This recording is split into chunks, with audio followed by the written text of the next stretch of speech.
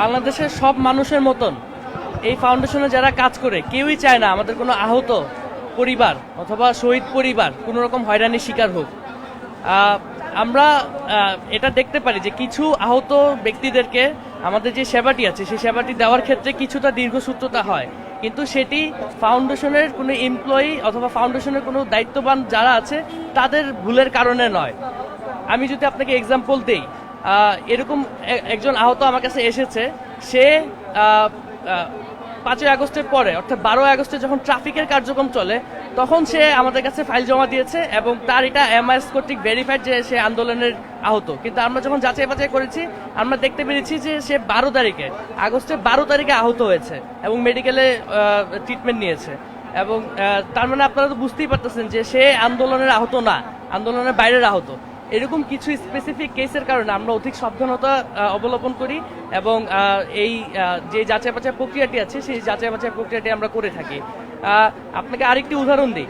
একজন আহত আমার কাছে এসেছে, শুধুমাত্র তার হাতে একটা দাগ, কালো দাগ, সেটা নিয়ে সে আমার কাছে এসেছে যে সে আন্দোলনের আহত, সে আন্দোলনে পুলিশের লাঠি চার্জ খেয়েছে, তার কারণে তার হাতে এই দাগটি হয়েছে।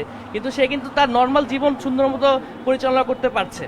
আমাদের ফাউন্ডেশনের যে প্রধান লক্ষ্য সেটা হলো যাদের এখন ইমার্জেন্সি ভিত্তিতে যাদের আমাদের সেবাটি প্রয়োজন তাদের কাছে আমরা যত দ্রুত সম্ভব সেবা পৌঁছে দিব। আপনারা এখানে আরো অনেক আহতরা আছে, আমরা কিন্তু কাউকে ডাক দিই নেই, তারা এসেছে এই কথা শুনে এখানে এসেছে, তাদের কাছেও জিজ্ঞাসা করতে পারেন, তারাও আমাদের ফাউন্ডেশন থেকে সেবা নিয়েছে।